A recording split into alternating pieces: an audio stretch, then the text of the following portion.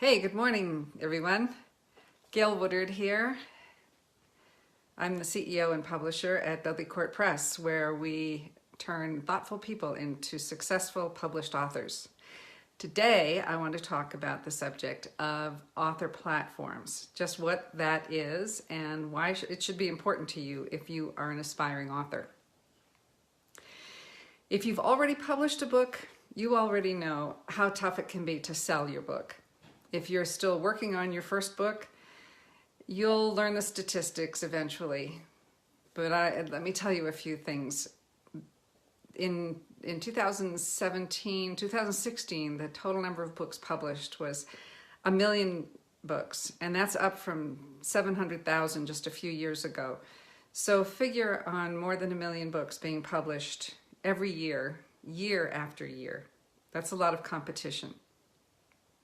The average self-published author sells 250 copies of their book in a year, maybe 2,000 over the lifetime of their book. That's not a lot, and that's the average. I think if you pull out some of the, I can't get these statistics, but if you pull out the top 100 self-published authors who are selling in the hundreds of thousands of copies, then the average for the rest of the self-published author world is much lower than 250. So the thing you need to understand is that the earlier in the game that you start to make marketing part of your author life, as soon as you start to embrace marketing, the earlier you start to embrace marketing, the better off you're going to be. And your author platform is really the place to start. So the concept of the author platform has been around for years. It's a term that's used to describe the collection of ways that you connect to your readers, to your potential readers, to reviewers, to people who could influence others to buy your book. So the common components for a beginning author would be your email list, your website, and your newsletter and or blog. I'm going to talk about those in greater depth in a moment. The author platform also consists of your social media presence, on Facebook here, on LinkedIn, on Instagram or Twitter or any other social media site. And it includes things like your page or your profile. It includes the posts that you make, and it includes the numbers of followers or friends that you have on those social media sites.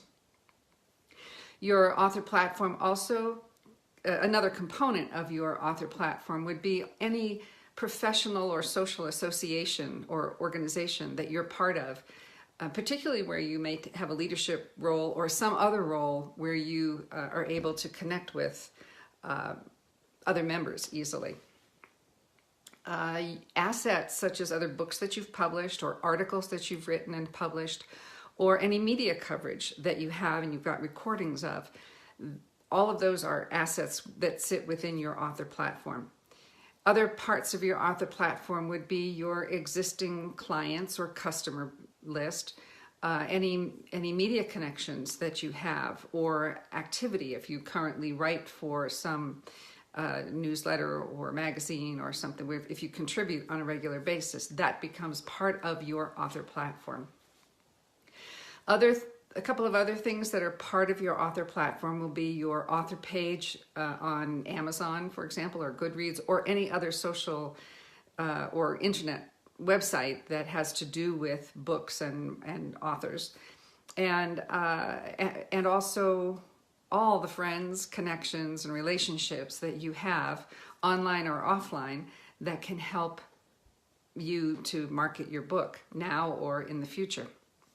So those are some of the components. There can certainly be other things. There's no rule about what you might consider as part of your author platform. But the important thing is to remember the value of your author platform it's definitely in the components that exist, but it's also in how you use those components. And that should be part of your marketing plan. The value comes when when you take pieces of your author platform and put them to use to connect you to potential readers. So your book marketing plan, which of course you need if you're planning to write a book, in your marketing plan, it has three main components. And the first component is, of course, the product. You must have a well-conceived book that's well edited, well written, well edited, well designed, packaged, and positioned to be properly distributed and be positioned for sales. And that includes all the metadata that's very important to include in your book. That's a subject for a different presentation. The second component of your marketing plan is to build your solid author platform. And you have to start where you are and build the components over time. It doesn't happen overnight. It takes a while to bring all of this together. The third component of your marketing plan is to use your author platform. You use it to build early buzz before your book is released. You use it to generate reviews for your book, which are very important for book sales. And you use your author platform to promote your book for long-term sales. If you're just getting started, I would suggest that you focus on these things. First of all, build your email list. Your email list, unlike social media, let me separate why it's important to start with your email list. And many people think that social media is the place to begin, but you need to understand that everything that you have out there on social media is owned by the social media companies, and they can change their rules as they do on a regular basis, which changes your ability to utilize your social media platform. So but an email list is something that you own. It's an asset that you create and build, and those relationships are very important to you. So start there. You may start with your 5 good friends or your mother and siblings or cousins, but start wherever you are and begin to build an email list of people who want to hear from you and that you can talk to about your writing, your books, and things related to that. Be sure that you keep your list clean and up to date. It's not hard to find out what the rules are about email lists and how you are allowed to talk to people through email. Don't go spammy. That will not serve you in the long run. Don't buy names just to increase the size of your list. You want people who have opted in to talk to you or allow you to talk to them, because those are the people who are going to care about what you have to say. Communicate with your list on a regular basis. Now that could be a monthly letter, a monthly newsletter. It doesn't have to be fancy, but it should be consistent. And it's important for a couple of reasons. One is it's to let your audience know that you're there and you're consistent. It's also important for you, if you're new to all of this, to get used to communicating with people this way. Building and utilizing your email list is a fundamental practice to be successful as an author. The second thing to pay attention to is your website. You don't need a fancy website, but you do need a website that's attractive, that is sensible, and that is mobile optimized and mobile responsive, because more and more people pay attention to websites and look for things on their phones or their tablets and not on their desktop computers. Those are fundamental things to be concerned about or aware of and pay attention to.